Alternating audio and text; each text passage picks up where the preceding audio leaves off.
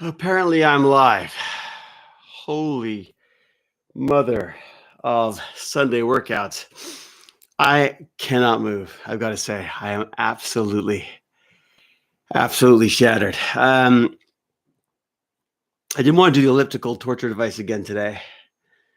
So I did one of my 7-minute workouts, but it wasn't 7 minutes. It was like a 20-minute thing that they decided was intermediate. Oh, intermediate. How would I ever think that intermediate would work for me? Hello. And hello. I am very sweaty today. Hello, Amanda.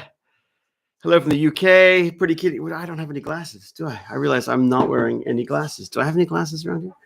I don't. Oh, well, I'm flying blind today. Extra sweaty today. Yeah, it was miserable today. I got to say, it was, it was 20 minutes, intermediate. I couldn't finish it. I was like having to modify all sorts of stuff just to get through it. It was, I felt this so miserably unfit in a good month or so now. I went to an intermediate class today. I don't know why. I was thinking intermediate today. I guess I was a little bit. I was like, well, I'm not going to do 25 minutes on the elliptical, which also killed me, I've got to say. So I thought I would do this 7-minute, but yeah, it was just brutal. Anyways, I can barely even think at this point. Wow, very blue my basement. It is very blue right now, isn't it? Yeah, I've got these LEDs that I've got some more up there too, which I've got to rewire. Not everything's always in flux, I find, down here. I'm always moving things or changing things, so nothing ever actually works. It's always just being moved around. I took a big leap today. There was a special. There was a big special on this gaming laptop. And I thought, you know what? I'm diving in and I'm just going to grab this. It's a PC, no more Macs, stupid Macs. Sorry, don't crash on me now, Mac, just because I said that you're stupid. But I've gone to a Windows gaming machine. It's sort of, it's not the most powerful thing in the world. It's not the sexiest thing in the world, but it was on special. And I felt that it was powerful enough. I'll do like an unboxing for you. You can see what exactly I'm dealing with. But it's it was like $800 or $900 cheaper than it normally was, and just for a couple of days at Newegg. So I got that. So this week, I guess. Hopefully by the end of the week, I should have it. Of course, this week I'm working, so I won't have any time to play with it. Or maybe I will. I guess I can bring it to set, and while I'm sitting around doing F all, I will. I can play with the computer if they've got internet. They do have internet, I think. They got pretty good Wi-Fi there, although maybe not on location. We'll see. Anyways, so yeah, I got a week ahead of me. I got 2 COVID tests on Monday. I've got 2 COVID tests on Tuesday. I've got a COVID test on Wednesday. I've got wardrobe on Tuesday. I've got another COVID test Wednesday. Then I've got Thursday, I film on Clarice. Then Friday, I do a test of some sort, like a film test, I guess. They want to test the makeup and the hair and whatever else, maybe some acting. I don't know. I'm not sure if there's any acting involved. I think it may just be to sort of get some lighting and stuff on it, but who knows? Maybe they'll give me something to say on Friday for another thing, and then a different thing on Saturday or Sunday. So next week is a freaking mess. It's nothing huge. There's only like a scene here or a scene there, but it's really going to break up the day and it's going to make my tech bandits very difficult this week. I've got the cleanest nose on the planet. It's true, Kamraden, because they won't talk to each other. It really pisses me off. So I'm in the same building. So I'm in the same production facility that has numerous different shows going. They have their own COVID tests, and they will not, even with my permission, won't give the information to the other shows or vice versa. So I don't know what the deal is. So I'm doing multiple tests, and I just feel like what a waste. But anyways, if it's what necessary to keep filming going, then I guess that's the way it is. And I guess there's just the way, these rules are meant for each production. They're not meant for people who are going to multiple productions. And it's not often in an actor's life that you're doing 3 different shows in a week. which is great. I'm not complaining in any way. Actually, I'm completely complaining, but I'm complaining in my own way. But it's rare that you get 3 different shows filming with you at the same time. So, there's that. Oh, really? Lexa Doig and David Blue were talking about me and Baz last night. Oh, that's good, because I was certainly talking to Baz last night. I had a full-on, if McKay was a parent, I would have had a full-on, I went full McKay on the kid yesterday. I turned off his computer in the middle of gaming. I pulled out every cord in the back of it, and I picked it up, and I brought it to the basement, and I dumped it in the basement, and then I took the dog out for a walk, and I came back like an hour later, because I'm getting really worried. Like, I suddenly went, this is nuts. Like, every time we ask him to do something, it's like, oh, I've just have to finish this or just have to finish that. And I keep saying to him, like, it's a video game.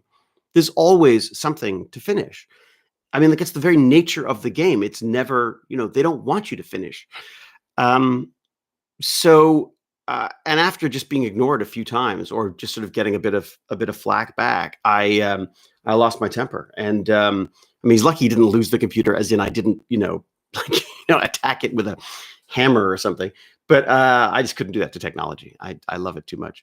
And I suddenly went, like, I went for a walk with the dog, and I came back like an hour later, and I said, I realized, like, I realized that the problem was my parenting.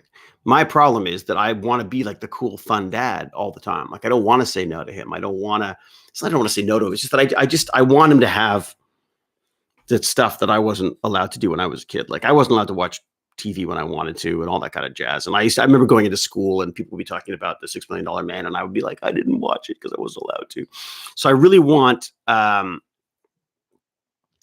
I want, I want him to have all this stuff. But at the same time, I realized that over the years, the games have just become like the default. Like, so he's gaming now. But what we did was, which I hope will help, is very clear times and lengths of time that he's allowed to game now, which are exorbitant. I always get this wrong. I always get this word wrong. Way too much. But at the same time, there's still less than what he was doing before. And I think more than anything, I'm trying to remove points of friction. So I feel like, for me, the key seems to be just finding a way of having an answer for things before they get to the point where we're butting heads. So, or where I have to come in and actually turn the computer off while he's gaming and stuff. So, and he's talking about streaming, and I'm saying, like, well, then you've got to stream. Like, if you want to stream, then you've got to incorporate that into your gaming time. And I understand that there's a certain amount of sort of social stuff that's happening when he's gaming. But anyways, so it's really freaking depressing. And I spent a lot of last night lying in bed worrying about it. But basically what I've done is restricted the amount of time he can play the games, with his blessing. Like, we talked about it. And so I've said, like, look, I need to know when are you going to be gaming? How long are you going to be gaming for? I cannot every day have to fight this battle. So we've done that. And what's nice is we've arranged it such that it's the same time as one of his best friends is restricted to his games. So we're sort of in sync there, so he can play with his friend. But it really is, it's sort of, I suddenly realized that, that PC was supposed to be, an introduction for us into VR, and it was never supposed to be exclusively his computer. It was never supposed to be his. Oh, thank you very much, Dorte. It's very sweet of you. It's nice to see you too. You don't have to give me money, but thank you. It is very nice to see you. Whether you put, is that €5? Oh God, I can put my glasses on. I think it's €1. Thank you very much. So what I realized is just that it's his entire life. Like, it's everything. He just defaults to the gaming. The PC is now his, which, again, I don't begrudge him, but I totally begrudge him, because I just feel like I've seen other kids who've had to really struggle to get that computer, who've had to save and scrimp and save and all that kind of stuff to get it. I mean, he did that with his iPad, to get a sort of his fancy iPad. So I'm just trying to set some better ground rules. I hate it because I just feel like a grown-up, and I hate feeling like a grown-up. And as I said to him, I said, this is the part of the problem, is a big part of the problem is me, because I'm a kid too. If I had my way, I'd be gaming all the time as well. But but I feel like he's got to have something else in his life. He's got to find things. I'm worried that gaming will stop him finding that element that sort of sparks for him, that gets him interested. By 13 or 14 is about when I knew I wanted to be an actor, and that's when I worry about kids at that age, because I feel like if I could give the kid one gift, it would be like a passion for something productive that he could sort of carry with him through his life. Like knowing what you want to do is it's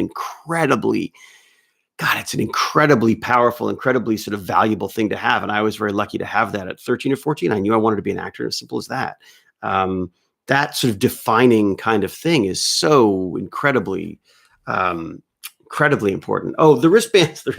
Sorry, these are actually, just haven't taken them off. These are, whenever you get COVID tested for different regions on the sets, you get an armband just saying that you've been cleared, type thing. It's not really needed for the actors so much, but when I'm on set, just for wardrobe and hair and stuff, they need to know that when someone walks into an area that they've been tested. So that's what those are for.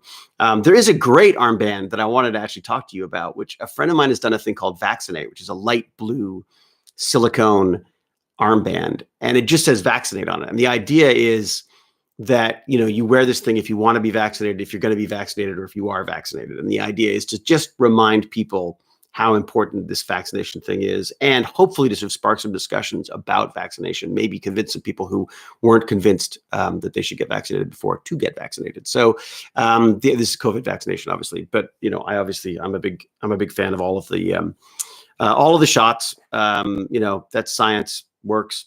I like it. So I just thought that was a really good idea. And then of course any money that goes to these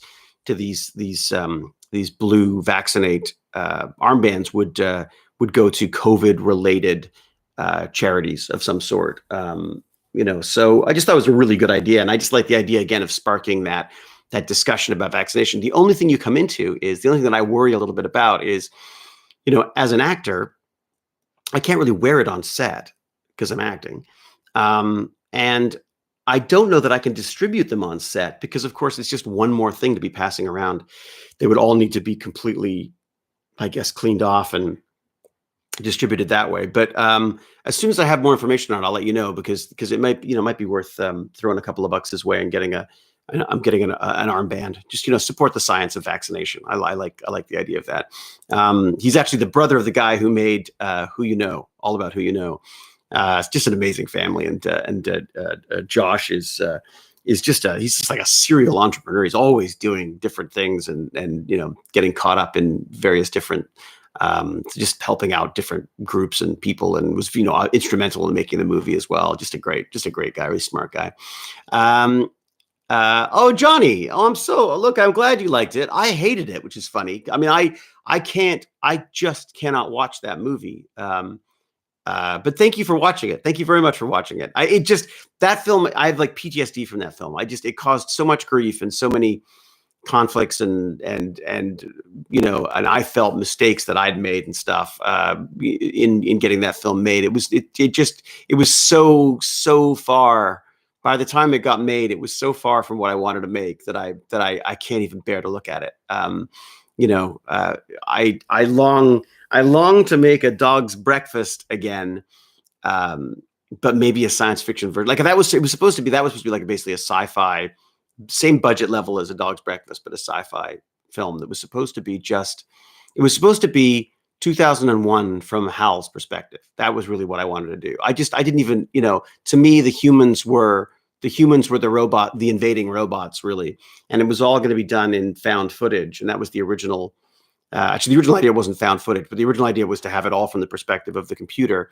And then in one of the many, many decisions made by people who are supposed to know better than, little people like me, they decided, it's got to be found footage. Everyone's doing found footage movies. I rewrote the entire film, like months of work, reworking it as found footage and figuring out where all the cameras were going to be and stuff. And then in pre-production got stuck with a DOP who couldn't figure out how to light it and was just being obstructive. And it was awful. It was awful. It was a terrible, terrible experience. I don't speak to the producers anymore. I don't speak to to a lot of the people involved in that, because they were just, oh God, it was awful. It was an awful, awful experience. Thanks for bringing it up. But no, I'm glad you like it. That does not mean you should enjoy it any less. Jane always tells me, look, you have too much baggage. Of course you can't enjoy it. So I hope there were elements in there that you liked. I would love to find at someday, maybe I'll be able to look back and figure them out. I've debated writing a book version of it to try to get what my original ideas were down and out for people. I considered maybe publishing the original script, but again, all of that would involve working with the people I worked with before, and I want nothing to do with them, at all. I'm not a fan at all. So there's that, and it caused a big sort of chasm in the friendship that I had with Jason Momoa as well, which was very, very sort of hurtful and frustrating. And to this day, I mean, we still haven't spoken about it. So. Other than having a huge argument at a convention at one point, a big screaming match at each other. That's when you realize how tall Jason is, when he's towering over you, threatening to kill you. And you're like, no, screw you. Wow, you're tall. I've not played Minecraft for a while. Maybe that's something I'll be able to do more when I get my new laptop. Cal's going to kill me, though. I think Cal's going to kill me because I don't even know. I haven't quite got the brand. I should probably write down I should probably find out what exactly the brand was. I just looked at the stats. I was like, I want, much as I'd love an AMD and much as I'd love a PC that like a desktop PC that I can build myself, I cannot find what I want right now in desktop PC components. It's a lot of money. Things are way overpriced. People just gouging left, right, and center. This is a laptop from like 2020. Maybe even late 2019. It is, as I say, like almost $1,000 cheaper than anything else I've seen, but it still has the i9 Intel. I'd love an AMD, but you know what? Those i9s are pretty freaking screaming good CPUs still. So I got the i9 in the laptop, and then it's a 2070 Super as the GPU in this little laptop. So let's just say the fans are going to be howling away all the time, but it's a 2070 Super, 16 gigs of memory. I will probably up that at some point. I mean, I believe I can get in there and pop in a couple of extra RAM cartridges, whatever they're called. So I could probably take that up to 32 or 64 if I need to. But I thought just to start, just get something that will run, something that has everything I need, something that I could maybe just plug a mic and a webcam into if necessary, and I could run things off that. That would be ideal for me. So that's what I'm doing. But Johnny, thank you so much for seeing the movie. I really didn't mean to come down on you with that. I welcome anyone to see it. I am just so painfully aware of so many flaws and so many issues that the film industry throws up on these things. We had the best discussion yesterday on Tech Talk. Go check out Barnacules' channel. And if you don't already know him, most of you probably already do. But if you go check out Barnacules and go check out Tech Talk, yesterday's Tech Talk, because we talked to Scotty from Strange Parts, who's amazing. Go check out Strange Parts for that matter. So Scotty has a channel called Strange Parts. He's sort of renowned for this original video that he did, which is making his own iPhone out of the Shenzhen markets in China. And just one of the most sort of like just intelligent and well-spoken and analytical minds. Just a pleasure to watch, a pleasure to talk to. I can't wait. I want to be best friends with him now. I want him and Barnacules and Ox and I to become best friends. I'd love to go to China. I mean, just his experiences of China are amazing. What's amazing about his videos are that they're techie and they're nerdy and they're geeky, but they're also like travelogues. They're like also they sort of look into the surrounding areas, and especially when it's China, it's just extraordinarily interesting to me. And he shares his frustrations, he shares his excitement, and it's amazing. I was watching him build a brilliant idea for DEF CON. He wanted to create an ATM that was a slot machine. So you put in your ATM card, you pulled the slot, and you got whatever money you wanted to withdraw out of this thing. But just the trials and tribulations that he had to go through to make that happen was just extraordinary. And he's just, again, just incredibly, just a great, well-centered. A friend of mine would say, he has the anchor. No, not the anchor. He has the compass. He has the compass. He's got this like sense of direction about his approach to life and stuff that I love him. So you should check out Strange Parts for sure. But go check out our chat on Barnacules, because that Tech Talk was a really fun Tech Talk. So, David, how about writing a paragraph a day of a short story, like a burn and learn, help rekindle your writing passion? It's interesting, Johnny. Yeah, I mean, I the only writing I do right now is just little updates for Tech Bandits. I freaking love it. I love that. Like, I do love the process of writing and getting stuff down. Getting stuff out of my head into words. I had to write for my father's 80th birthday. This is a brilliant idea by my stepmom. And the idea was that we would send out cards to a bunch of his friends and family, his immediate friends and family, and have everyone just fill out a little card with either a thought or memory or joke or something, just something for him on his 80th birthday. And so we had like something like 40 or 50 of these cards sent back to us. We printed up a little request and sent it along with little printed cards that were all the same size, so that we could put them all in a book and stuff. And then the idea was we presented him this little box with all of these unopened letters. And so he can go through and open all of these letters and get little sort of tidbits on his life or drawings or little things for his grandkids. And so it's just brilliant idea. So entirely my stepmom's idea, but because she's stuck at home, we did we sort of did the legwork on it. And I finally found a picture of my dad smiling, that he doesn't look psychotic. Which sort of ironically is him standing in the very background of one of my best friend's 50th birthdays. So it's very funny. He's sort of standing in the background in the kitchen. So there's a whole foreground picture, and then just in the background is my dad. And I blew up this one little picture because he just looked he looked happy in a way that my dad looks happy when he's happy, but will never get photographed doing it. So we did that. So he'll be wading through all of these cards right now, which I just love. And also, of course, Jane had to create one of her absolute, cake masterpieces. And so there's this beautiful little tower of carrot cake that we delivered. And he just seemed very happy about it. We didn't get him presents because he hates them. I mean, he really hates them. He's visibly uncomfortable with people giving him gifts. He's a horrible receiver of gifts because he never likes anything. And it's not like he's not even rude about it. He's just like, oh, that's super. And then, you hear nothing of it again. So you just can't. He's there. He has no, for some reason, I guess, other than the boat and boat related stuff, he has no interest in the material world stuff. You know what I mean? He just it's just not his thing. So that's why I thought Helen had just really nailed it on the head with this idea. I'm sorry, I'm so low energy. I have really overdone it. I've really overdone my exercise today. I am not sleeping. I'm shouting at my amazing son, but I guess it's all part of parenting, right? It's just that balancing fear and guilt. That's all parenting is just balancing fear and guilt. So right now I feel very, very guilty and very fearful of making the wrong step with this stuff. I said to him, I said, part of it is just pure cowardice on my part. I don't want you to hate me. I don't want to take stuff away from you because I don't want you to hate me the way for years I hated my father for being strong enough to actually stand up to my stupidity. Anyways. Jeff Phillips, my dad is selfless.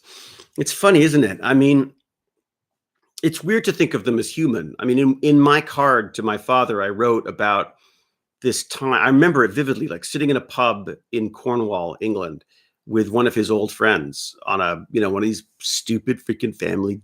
Everyone has to go in family and go in a car and drive. And, I'm sort of like, fopping around with my dyed blonde hair and Duran Duran blaring in my Walkman headset that I keep getting told to turn down and turn off and take off, hiding an earring that I'd pierced my ear with, on the weekend. And yeah, it was, just a horrid little brat.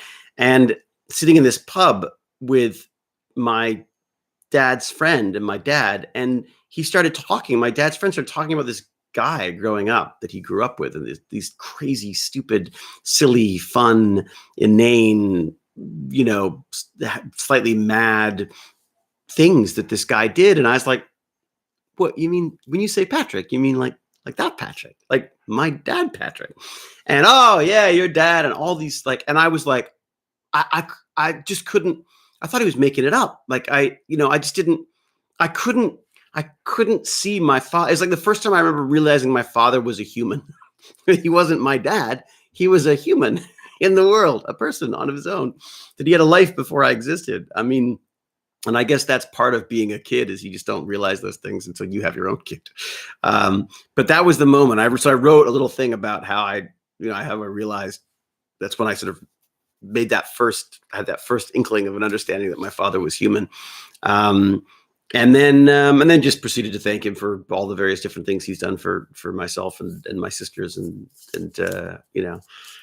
what great taste he has in women, because I've got two of the best moms, that kind of stuff. So it may not have worked out well for him with his first wife, but she's a great mom. And then Helen, who's my stepmom, Mom 2.0, is just absolutely fabulous too. So they're fabulous in different ways. Mom is fabulous in a kind of a mad auntie way, but Helen is just fabulous. She's just fabulous. All right, Dad is selfless to the point of not having his own hobbies. He is hobbles. He is always there and interested in what you are doing and always wants to help. Isn't that funny, Chris? Because and then it probably drove you absolutely mad growing up, didn't it? The idea that this bloody old man won't leave me alone. I'm trying to do my own stuff, and he keeps getting involved. Like, we just misread all of this stuff as kids.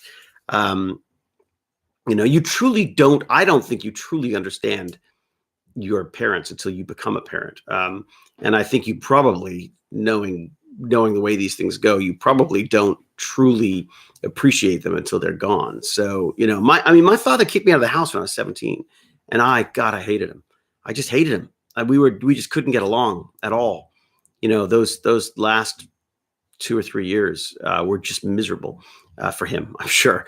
I thought it was for me. It turns out it was actually for him. And then he kicked me out when I quit school. He kicked me out, and I was furious. And I was like, well, fine, you don't want me, I'm going to go. I don't think I actually cried, but I was pretty angry. And, out of spite, I went and, got an agent, got a job, was gainfully employed and able to pay for my own apartment within, a month or so, which I probably wasn't the lesson he was looking for. But you look back on it, and I said to him, it's the best thing you ever did. I can't imagine what would have happened if you hadn't done that. If you'd been the wimpy dad that I am, I'd still be living in my dad's basement. You know what I mean? Like with a Camaro and like a really big stereo, and, just drunk all the time or stoned or something. I don't know. It's Uncle David's in the basement. He's playing his loud music again. Shut up. All right. Hello, mate. Absolutely loved your character on Stargate. Spent many happy hours watching it. Much love from, I can't see the flag. I'm so blind. I'm sorry. I don't have my glasses on. But thank you so much, Tommy. Thank you for that. Appreciate it. Spite is a great motivator. Yeah, there you go. There was a great quote. I used to live by this quote of, it's not enough to succeed, others must fail. I'm beginning to revise that now, because I realize that there's a certain negativity there that perhaps is not conducive to good, to making yourself feel good. I'm with Tommy. Oh, thank you very much. Thank you very much, Jeff. That's very kind of you. Wednesday, that's funny. My dad was similarly indisposed. He was a great friend to have, but he was a little short on affection. You and me both, Jokey. My father was sort of, my father's idea of a compliment was like, well, I saw the movie, and well, enough said. And there you were in it. Yes, awful film. But yep, there you go. Enough said. That's basically, that was like my dad saying that he was proud of my work. He's getting a little better now. He's getting a little more soppy in his old age, as am I. I sort of call him out every so often. I say, I love you, Daddy. And there's that sort of awkward pause on the phone. And then it's like, yes, well, talk soon. I can't talk now. I got to run. Bye.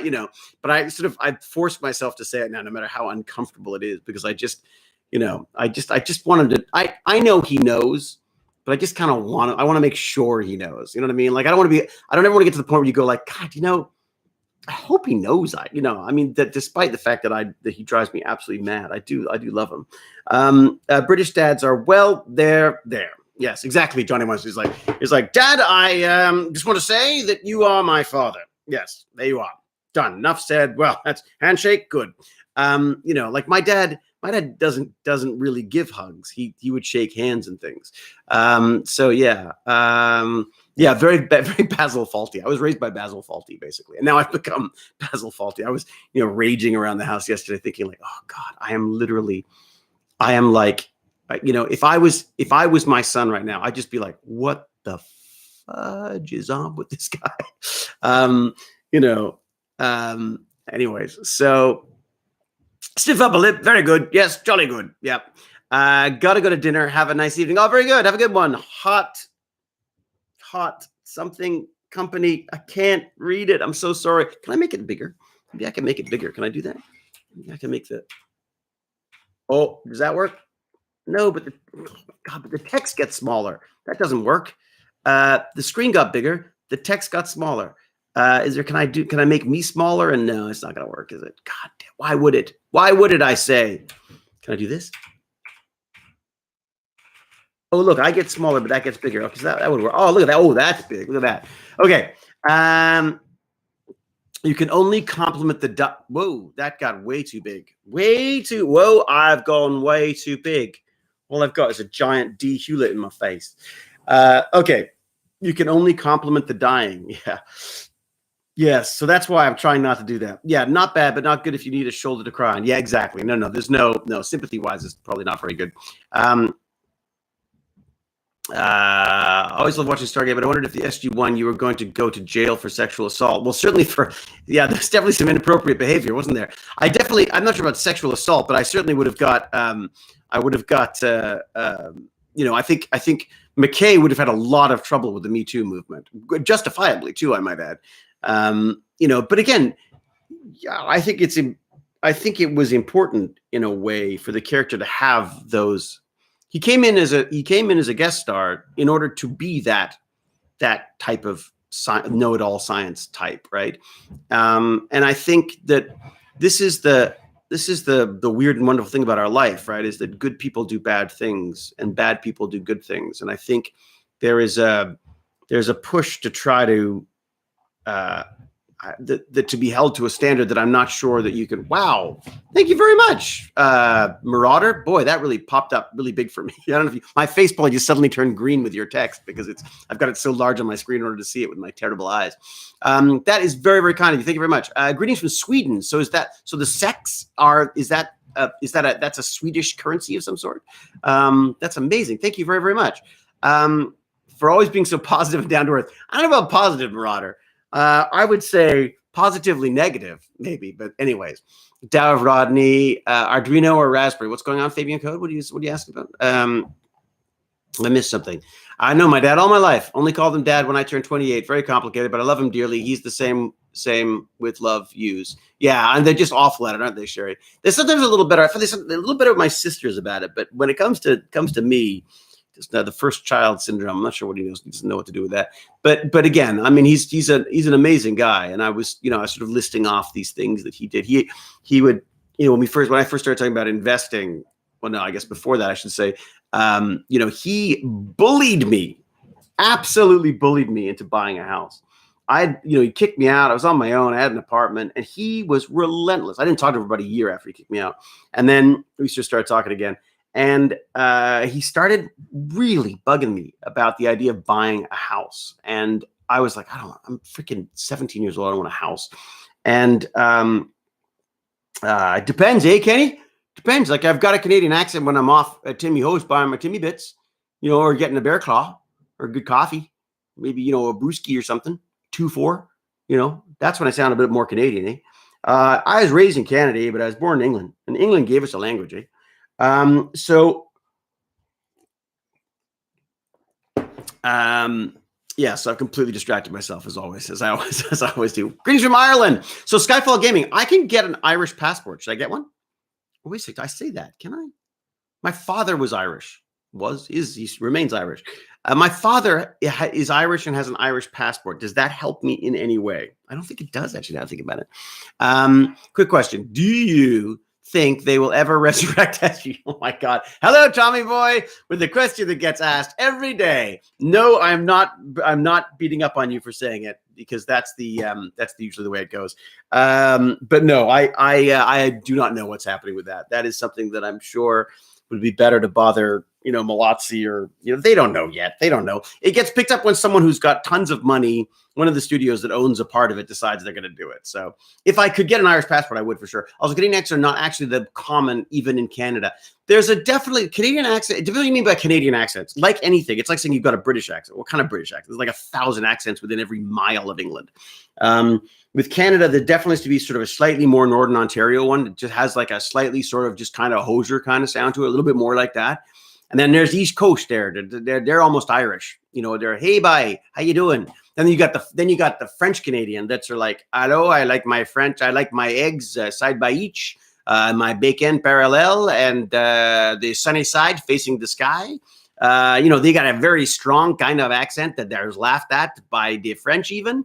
So that's the Montreal accent, or the Ottawa Valley accent and stuff. So I've never been to Scotland. Isn't that shit? No, what am I saying? Yes, I have been to Scotland. Well, this is the weird thing, is whenever I visit somewhere, it's always for like a convention or a festival or something. So I was at the Edinburgh Film Festival with Cube, hanging at the same parties as God, who else? Who else was there? I feel like what is his name? Well, I can't think now. Completely. Ewan McGregor was there with the film at the same time. I remember thinking, like, God, who does he think he is? And now it turns out I know who he is. He's actually Ewan McGregor.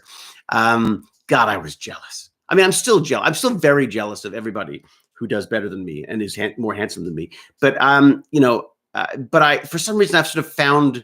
I feel like I found my place, if that makes sense. As a kid, I was struggling so hard to be like other people, to compare myself to other people. And I think one of the best things to achieve is to realize where you fit in things, where you are, and that you are your own person. There's no point in comparing yourself to someone else, because you've had completely different lives, right? And you're jealous of me. That's perfect. Well, that's good. As long as other people are jealous of me, that's good. I got to kiss Amanda Tapping. It's true. That makes me jealous of just even that. Okay. Russian. I can't do a Russian. I suck at accents. I almost believe I shouldn't do accents, because but you had a dog's breakfast. Oh, that was fun. I love dog's breakfast. Hey, brother, what happened to the Stargate game? I saw you playing. Was it last year or before that? Is it available to buy yet? It's Amazing TV. Yeah, it's a company called, oh dear God, do we remember? Wyvern Gaming. It's Wyvern Gaming. It's an RPG game. It's 8th edition D&D based. I've played a couple of games of it now and just thoroughly enjoyed it. This is like a shameful admission. I don't know enough about SG1 lore to truly, I think, enjoy it for all that it's worth. I'd be playing a lot more of it if the kids were into Stargate, but it works better with the Tech Bandits to do just the traditional Dungeons and Dragons, because you've got Dungeons and Dragons and Trolls and stuff. So it's a great game, though. I got to say, I really do enjoy. I'm not associated with any way. I make no, this is not like there are no paid endorsements or anything. I like them. I like the fact that the nerds have taken a risk. These are gaming nerds who've taken a risk and bought a license and made this thing happen, in spite of MGM, who are they seem awful at merchandising and licensing. I've got to say, I don't know anything about it, but they just seem to be all over the place. And Wyvern's did a really cool job of making this RPG game that is, it's like episode based. It's like instead of like a campaign, you almost do like an episode of SG1. So I think it's like the closest thing you're going to get to sort of new episodes of Stargate right now. That their French Canadian accent was okay, eh? You got to bring SG1 now. Then, LOL. You got to binge. I know. It's so good. It's not Atlantis though. Kruger, there's too much to watch. There is too much freaking stuff to watch. I'm so far behind on so many things, and then I end up watching like nonfiction stuff. I spent like all of last night when I couldn't sleep last night, so I spent a lot of last night watching Strange Parts, like there's a whole bunch of episodes I've never seen. So, hello Luciano, or saludos, amigo, Luciano. I did love firing P90s. I've got to say, they jam a bit when you're firing blanks, but they're pretty cool. I'm the view that actors shouldn't put on accents unless they can do them authentically. The number of bad Australian accents I hear, yeah, g'day, they're really bad ones, aren't they? Put a shrimp on the barbie. Yeah, terrible, isn't it? Yeah, that people just this for some reason. North Americans, maybe more Americans than the North Americans, are obsessed with accents, but they seem to think that accents are like on or off. It's almost like they go like, oh, do an accent. And it's like, an accent? Like what accent? An accent.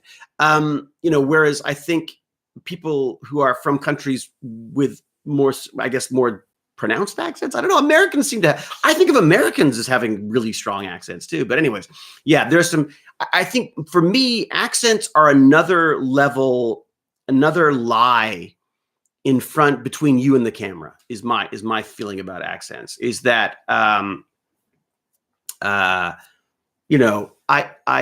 feel like you already have so much stuff to overcome to convince people that you are who you are pretending to be on film, that if you then have to put an accent or any affectation, I feel like anything you try to do that isn't you is a potential sort of red flag for the audience, if that makes sense. Like when you're watching someone, you go like, what is that? That just seems like they're trying really hard to be weird, or they're trying really hard to be funny, or, so I feel like anything you could bring of your own stuff in there, that's just your own approach to stuff, like snapping fingers or pointing a lot or whatever, waving your arms around.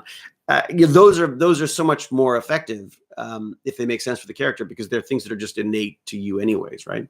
I really should do an acting bandits. I really should. I've had a lot of questions about acting and actors and accents and even just the business stuff. So maybe I should do one of those. Where are you from? Austria. G'day, mate. Throw another shrimp on the barbie. Yeah, let's not.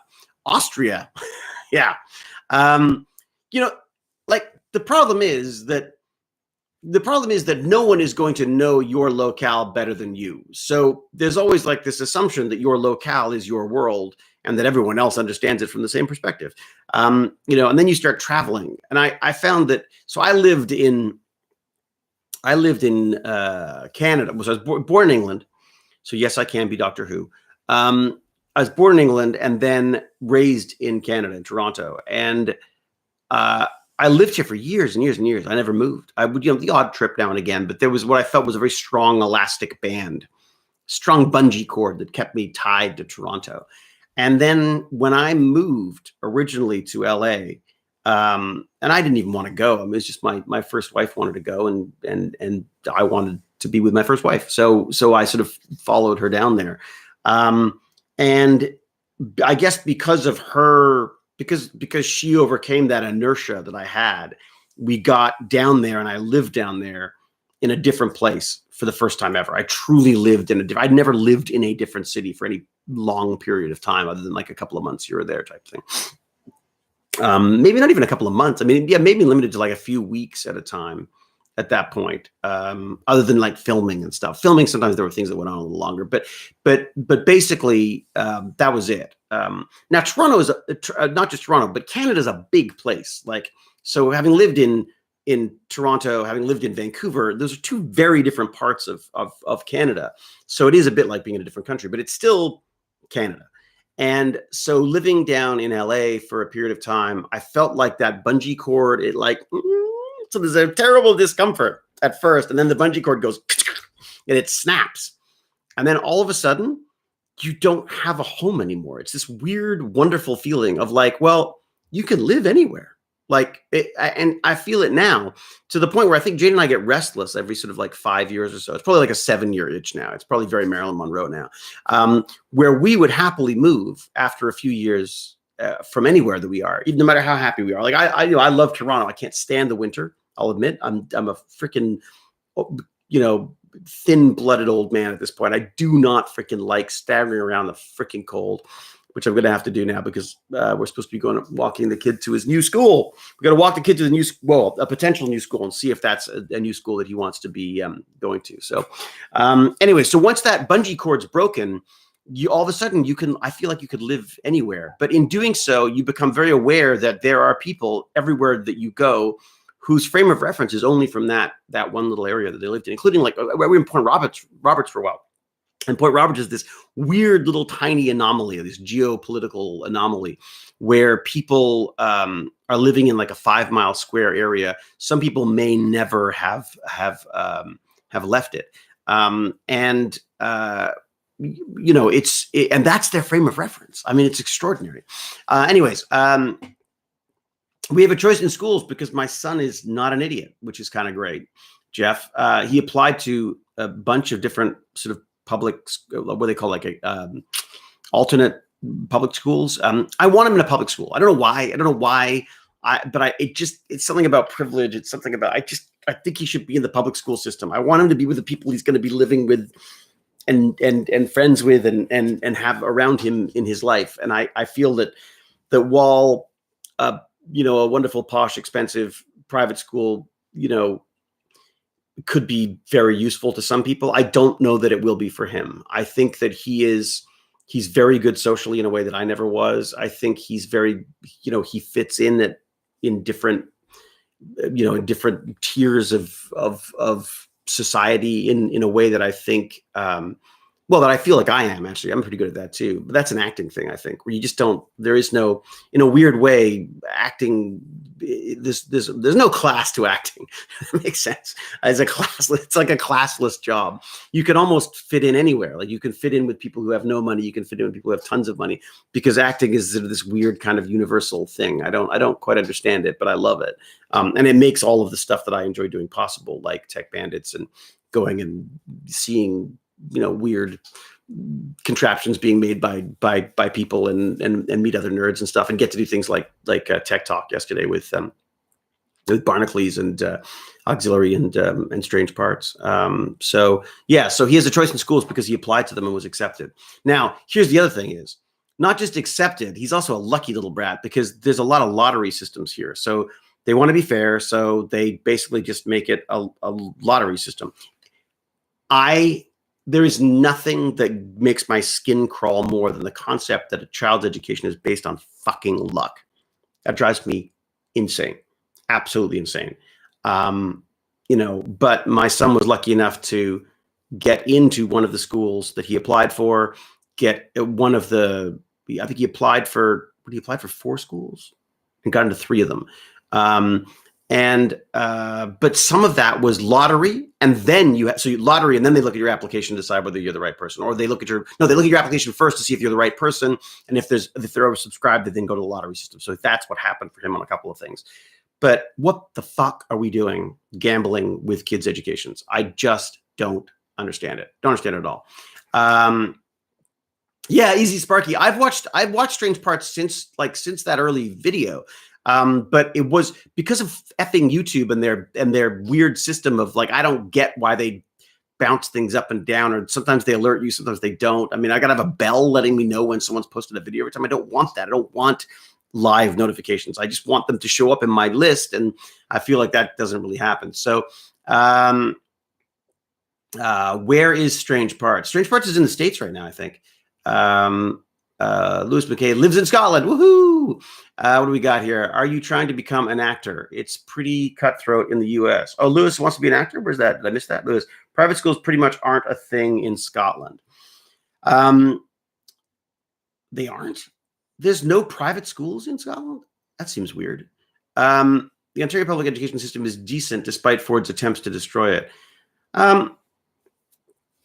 It's not just Ford, really. I mean, I feel like the problem with the educational system here in Ontario is that it's created by people who aren't experts in education. It's created by people who are bureaucrats, and that we've got a system that needs to be run like a business. It's got to be affordable, and it's got to be fair. It's got to be, there's a lot of things here. There's a lot of special interest groups. There's a lot of unions involved. I feel like it has become this like multi-headed Hydra beast that is tripping over its own feet at this point. And we've got technologies available to us like this, where you can have a class, and find the best math. You can find the best math professor, or even just the best grade 7 math teacher that you could possibly find, and just have them talk to you on this, and then you could educate thousands and thousands, millions of people with that. That's what Khan Academy is doing, and Khan Academy is fantastic. It works for some things better than others. I think Khan Academy is great for people who are motivated to learn that stuff. But again, we've got to inspire the kids before we educate them, because if they're not inspired, they're not going to learn anything. That's my feeling. Hey, David, did you base Rodney McKay after yourself? Very much. I tried not to. But yes, there's a lot of Hewlett in McKay. And unfortunately, not as much Rodney in Hewlett as I'd like. Obviously Rodney was a brilliant genius, and I am stumbling through life as blind and as stupid as the rest of us. So yes, I'm here now. What did I miss? I'm not getting any alerts anymore for some reason. Yeah, this is what I just said. Christopher, I just said the same thing. We're talking about like, why have I keep missing out on strange parts? It's because I don't understand the alerts thing anymore. We have many private schools in Glasgow. Well, there you go. So that's Scotland, isn't it? Lewis, that's a lot of people I know are self-taught. Yeah. I saw your understanding large numbers vid recently. It educated me a lot more than school ever did. I hope I got it right, Kruger. Those sort of things are things where I go like, I think with Tech Bandits, for example, it's just me wanting to learn stuff, if that makes sense. You are far from stupid, David. Thank you, Harvester. That's very sweet of you. I better unhide that, right? I better show that. The other thing about education, it doesn't foster a love of learning. That's it, Jokey. I mean, that's exactly it. We need lifelong learners at this point. It is not enough to go, oh, I've got a high school education, great, I can get a job. And who gives a fuck about the jobs? It's more important to have a passion for something, have an interest in something. If my father gave me one thing, and he gave me a lot of things, it was a lifelong love of learning. I am curious. I am fascinated by stuff. I go down every rabbit hole I can. I love nothing more than learning stuff. I just love it. Absolutely love it. I suck. I know I swore. I did fuck Charles. I'm swearing more recently. I don't know what it is. Isn't that weird? I don't normally swear, but I've been swearing a lot more online for some reason. Click back into the F-bomb sounded intense. Yeah, doesn't it, Jutao? It does, doesn't it? Sorry, I sort of forget that I swear like a sailor. I swear all the freaking time. I'm terrible. Jane's awful too. Baz is pretty bad. But it is funny how for some reason I sort of avoided it on this stuff. And I suppose I should probably do that again. My internet culture is getting to me. Hello, Miss Liz. How are you? Fabulous, Miss Liz. Was that not amazing yesterday? I was just telling everyone how much I enjoyed the Strange Parts chat yesterday. I just thought that was just fantastic. And if you were here, James Gurney, hi. You don't know if James Gurney's here or not. That's right. James R. Gurney. Go follow him on Twitch or on YouTube. Also, go follow Barnacles, because Barnacles is fantastic too. Definitely not as wholesome and non-sweary as me, but definitely fun for the nerds among you. Eva sounds like tension with dad, transfer to tensions with son, break the cycle. Yeah, it's funny. I mean, that's absolutely the problem, is I don't want to be my father. And I also want to be my father. Is that weird? Sons and fathers have odd relationships, because there's definitely sort of a love-hate thing there. Passion provoked precipitates profanity. Oh, I love that. Who said that? That's great. Who you got to call it? Opal Mist. That's fantastic. Passion provoked precipitates profanity. Your experience seems to have started online since Barnacles. Yes, exactly, Kenny Ken. I blame Kenny Ken. I blame Barnacles. He was my gateway to swearing. My gateway channel to swearing. Old Get Well Games. They often say the more intelligent you are, the more you swear. Having known many good people that are very smart, my ex is a geneticist, and she swore like a trooper. Really? So I should swear more, and I'll get smarter. David, what do we got? What's that one? I should be wrapping up soon. Oh my God, I've almost got an hour. I'm so sorry. I'm babbling on here. Daughters and mothers just as bad. I would agree. I would absolutely agree. Andriane Michaud. Is that French name? Is that French, Michaud? But daughters and mothers. I have 5 younger sisters, and I witnessed that as well. It was easier for my sisters and my father. Well, to some extent, there was a communication there that I didn't have with my father. But there was a tension with my mother and the girls that was different than what I had with them. Boy, that was horribly explained. I find that fathers and sons butt heads in a similar way to the way daughters and mothers butt heads. And I think there is some kind of a similarity thing there. I'm not sure what the deal is. There's almost a competitive nature to it, I would say. And also, women are so much smarter and so much more evil when it comes to being able to fight each other. They ran circles around me. My daughter's a biologist and she swears in front of me sometimes, but she knows I don't like it. Fucking right, Jeff. Sorry, Jeff. Sorry, I couldn't resist it, Jeff. I apologize. I generally don't swear. I don't think I swear in front of my father. One of the funniest stories, which I probably should have written down in my list of things for his birthday, was I remember one of my best and oldest friends, Andrew Miller, who is a brilliant writer and showrunner in LA now. But he and I were smokers, and we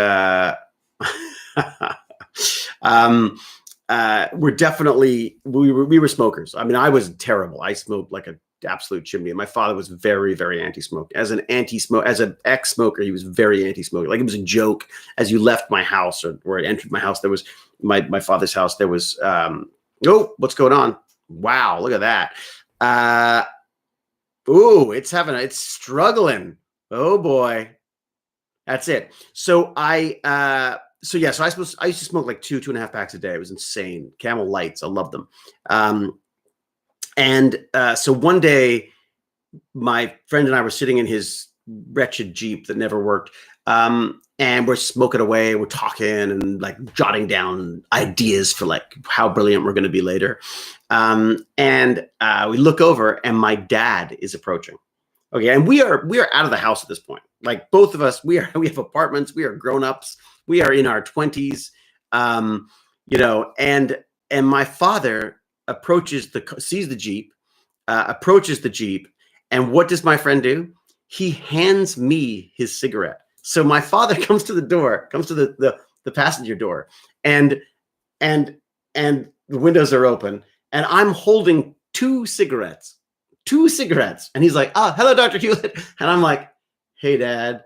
And I've got his cigarette and my cigarette. I'm like, what are you? So he was more concerned about him, not looking like a smoker in front of my father than me looking like some kind of a crazed multi-smoking, I don't know. Anyways, so that was and I just remember my father just like, how dads could do that sort of disappointment, how they could just do disappointment. And I would have preferred for him to yell and scream and, I don't know, write me out of the will, but no, he just, and it was just, it was awful. I was like double fisting. Yeah, it's like I was double fisting cigarettes at that point. All right, I gotta go. Bronchitis sucks. Yeah, quit smoking. It's ridiculous. I quit years ago now, and it just, Dad knew. We all knew. Smoking is truly stupid. People do it. I bug Cal about it every so often because Cal smokes too, and she knows it's dumb too. I mean, but it's I don't know. It is. I miss it. I definitely miss it. I mean, one of the reasons why I get so antsy about other people smoking is like, I don't want to smell it. I don't want to want to smoke again. I don't want to get the headache of smoking without being able to have a cigarette. 2 cigarettes, one for each lung. Good point, Opal Mist. Why did your hand take the cigarette? That's a really good point, Puzzler. It's a very good point. But it's that in that moment of panic, it was like, what do I here? And then you're like, okay, we'll hi. That was basically it. David, before you go, did you know that the Asgard language is English backwards? I did not know that. Is it as simple as that? That seems far too easy. My dad was too oblivious to everything to be disappointed. It's expensive now. Yeah, no kidding. Like think about the amount of Lego you could buy with cigarettes, the cigarette money right now. In fact, my wife's father was a member of a cult, not a cult. I call it a cult as a joke, although it's a religion. As a Christian organization that he was a part of, and their idea was that you would quit drinking, you quit smoking, and any money that you would have spent on that, you give to the organization to further the word of God or whatever it was. And while I very much respected Jane's father, I always struggled with the religious part of it. I remember having discussions with him about it and saying, like, I don't understand. Like, you talk to God, like you actually, in the morning, you sit there and you talk to him about stuff. Like, I just find that very, I can't get my head around it. I thought maybe it was like, is that like an internal voice or is it an external voice? And, but it was like true, it was like true God stuff. So it's a cult. Yes, exactly. I would argue that most religions are, but not most. I would say all of them, aren't they? Are we Coinbase millionaires yet? Oh, good point. We're doing pretty good. Let me see. So one of the things I wanted to show off for the kids was was this whole investment thing, and I was like, this is how you can waste your money on things like investing in. It's not investing if you're buying Coinbase, if you're buying cryptocurrency. But then here's the problem. It then kind of took off. I don't have it logged in on that computer, but I might have it on this. Let me see if I have. I don't have my glasses on. All right, that's what it says. It says, okay, so I invested $350. Just like, I just want to show the kids what happens when you like what investing means. What's investing? What's gambling? What is value? Why is there value in this and not in, let's say, I don't know, Lego figures? So I bought some Lego figures. I thought it'd be kind of fun to see how they equate in value or don't equate in value, or how how their value goes up over time or down. And at the end of the day, if you invest in a cryptocurrency, if it disappears, you've got nothing. If you invest in a Lego figure, at least you've got a Lego figure to play with. But here's the problem. I bought around $350. I can't remember exactly how much, but let's say $350 worth of Ethereum, because I kind of like the Ethereum approach rather than sort of the full-on Bitcoin thing, which just seemed a bit strange for me. It's now worth over $600. So I'm not sure what lesson I'm teaching them, other than that they should be gambling. So I don't know how to do, I'll have to see. I got a bunch of these Lego figures, and I don't know exactly what, if someone's got a suggestion, let me know. I was thinking about maybe doing maybe for a TikTok, like just as sort of my dipping my toe into the TikTok world. I wondered about maybe just opening a Lego figure every day. Like that was just and then seeing what they're worth. I don't know. All right, so it's going to crash again. Yes, I'm sure it will. Yes. Throw quickly. Everyone get your money in Beanie Babies or Black Orchids. All right, before you go, everyone keeps saying before you go, but I do have to go. Before you go, do you still keep in contact with any of your fellow actors from SGA? That has been answered before, Tommy. But yes, I do the odd person now and again. I like to call people out on Twitter. I do a little bit of texting with Paul McGilligan every so often, and Joe. Aquaman's here in town right now, so I'm hoping that we'll run into each other and not want to kill each other. We'll see. Maybe we can actually have a civil conversation now that we're grown-ups. And you do the odd person. Did I say that? All right. Yes, I do. The odd person. And then, of course, Jules State, I just call out like a fanboy on Twitter every so often, because frankly, I was a fan before I met her. I'm even more of a fan now that I've worked with her. She's absolutely fabulous. Rachel, same thing. In fact, Rachel, I just signed some passport stuff for her kids, which I was sort of honored to be the only Brit that she knew who could do that. So yeah, just little things here and there, when we can. I love them. I love them all. I got to say, I mean, God, we drove each other nuts at times, but they really are sort of they will for the rest of my foreseeable, well, for my life, basically. They're going to be like a little sort of like a little side family, if that makes sense.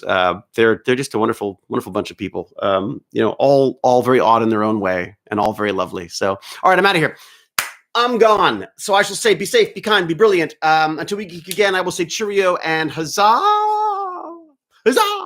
And this week, very intermittent. I do not know what's happening this week. So don't hold your breath on Burn and Learns or any of this stuff, because as I say, I've got testing and fittings and filming and all sorts of nonsense this week. And then so hopefully I'll be in contact when I can. How's that? All right, lots of love. Cheers. And as I say, until we geek again. Huzzah! I don't know how to stop it on this because this is like an actual computer. Oh, laptop. I'll definitely let you know when I get the laptop. What do you think? Should I do that? Should I do that? Let me know about the maybe tweet me about the TikTok stuff. What do you think I should do the TikTok stuff? And that's the other thing. Someone just said, Uncle David. There's a friend of mine, an uncle of mine died of COVID recently. Amazing guy. Fabulous guy. Dr. Bryce Pitt. And I tweeted a little while about it.